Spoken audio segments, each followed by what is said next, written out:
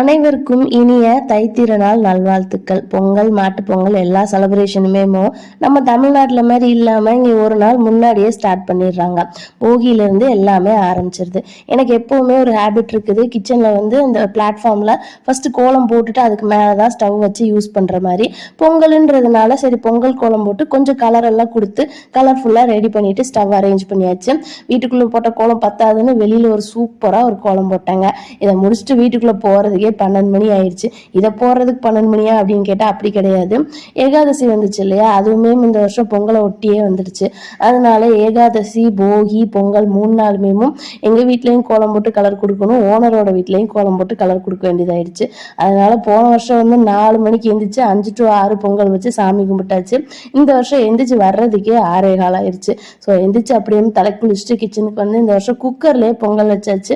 பானையெல்லாம் use பண்ணல. பானையில பொங்கி வைக்கிறதுக்குள்ளே மத்தியானமே ஆயிரும். அப்படிங்கிறதுனால பொங்கலுக்கு எப்பவுமே ஒரே ரேஷியோ தான். நீங்க பச்சரிசி 1 கப்புனா பாசிப்பருப்பு 1/2 கப்பு, பச்சரிசி 2 கப் போட்டீங்கன்னா பாசிப்பருப்பு 1 கப் போட்டுக்கோங்க.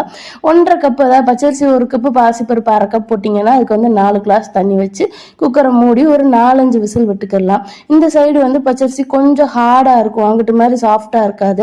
அதனால நான் ஒரு 6-7 விசில் விட்டு எடுத்திருந்தேன். சரி இங்கிட்டு ரெடி ஆகட்டும், ஆல்ரெடி நம்ம லேட்டா எழுந்திரிச்சு வந்திருக்கோம் அப்படின்ட்டு ஒரு பக்கம் மண்டவளத்தையே ரெடி பண்ணியாச்சு.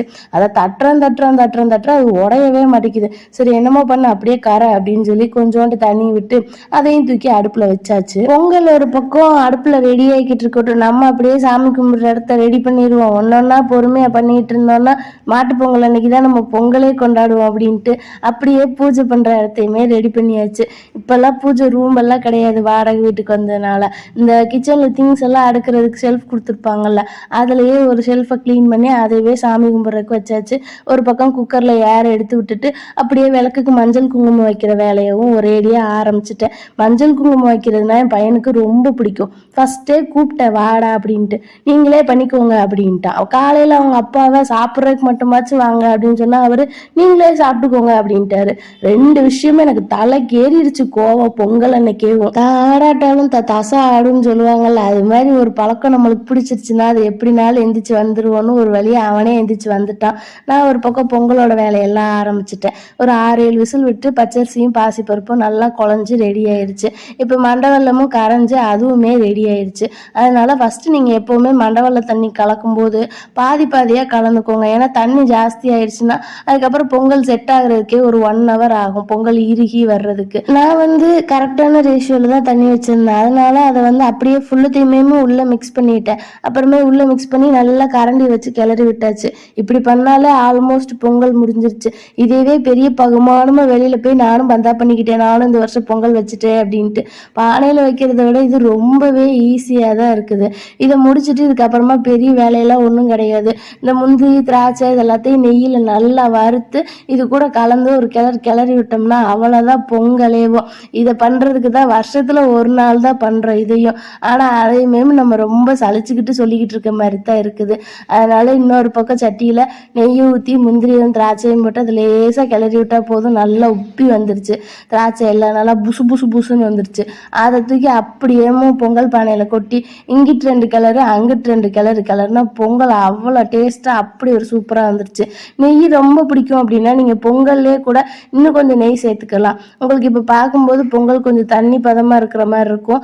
அதனால நான் கேஸ்ல இன்னொரு 2 நிமிஷம் வச்சிருந்தேன். அதுக்கப்புறமா குட்டி பையன் சூப்பரா ட்ரெஸ் போட்டு ரெடி ஆகி வந்துட்டான். அவனே சரி கொஞ்சம் போட்டோ ஷூட்ஸ் எல்லாம் எடுத்துடலாம், ஏன்னா கடன்னு வளர்ந்து வந்துருவாங்க இல்லையா. அதனால போட்டோஸ் மட்டும்தான் நம்மளுக்கு மெமரிஸா இருக்கும், அப்படித்தானே. அதனாலதான் சரி நிறைய போட்டோஸ் எடுத்து வச்சிருக்கிறேன். இதை டிரைவ்ல போட்டும் பத்தல, பென் டிரைவ்ல ஏற்றி பென் டிரைவ் ஒரு மாதிரி எரர் ஆயிடுச்சு. அதனால என்ன பண்றேன்னு தெரியவே இல்லை. அதனால இவரை வச்சு கொஞ்சம் வீடியோ போட்டோலாம் எடுத்து இப்பெல்லாம் அப்பப்பவே போஸ்ட் பண்ணிடுறது. அப்படியே காலையில சாம்பார் வச்சு விட்டாச்சு. காலையிலே சாம்பார் வச்சுட்டோம்னு வைங்களேன், மெயின் டிஷ் மட்டும் ஒன்னொன்னு செஞ்சுக்கிட்டாலே போதும். நம்ம 3 நேரம் ஒன்னொன்னு செய்யணும் அப்படின்னு தேவையே இருக்காது. போதா குறைக்கு இந்த வருஷம் நானும் பையனும் மட்டும்தான், 2 பேருக்கு மாத்தி என்னென்ன செய்ய முடியும். அதனால காலையிலே சாம்பார் வச்சு விட்டுட்டு நைட்டு அந்த பாட்டோட பாட்டா மாவும் சேர்த்து அரைச்சி வச்சுட்டேன். அது நல்லா உப்பி வந்துருந்துச்சு மேலே வரைக்கும்.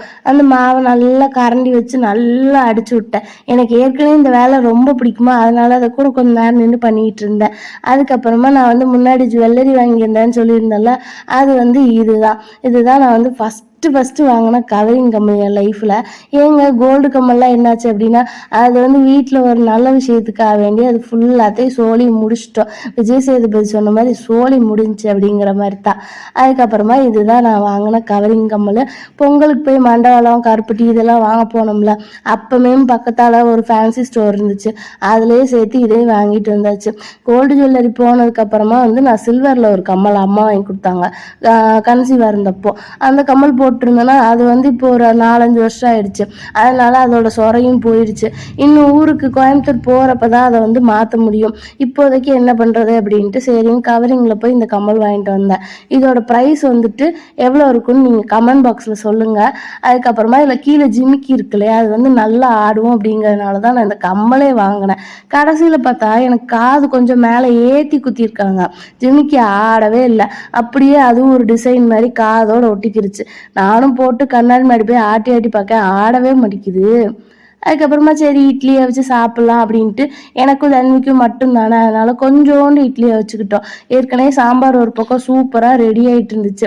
இந்த இட்லி குக்கர் வாங்கி 5 வருஷம் ஆச்சு, அது என்னைய மாற்றுன்னு கேட்டுக்கிட்டே இருக்கு. ஒரு பக்கம் சாம்பார் நல்லா ரெடியாகி வந்துருந்துச்சு. அது கூட புளி கரைச்சி ஊற்றி நல்லா கிளறி விட்டுட்டு இப்போ வந்து மஞ்சத்தூள், சாம்பார் பொடி, உப்பு, அப்புறம் பெருங்காயத்தூள் இதெல்லாம் போட்டோம்னா சாம்பார் ரெடி ஆயிடும். அப்படியே மார்னிங் டிஃபனை பொங்கலை வச்சு சாப்பிட்டு முடிச்சாச்சு.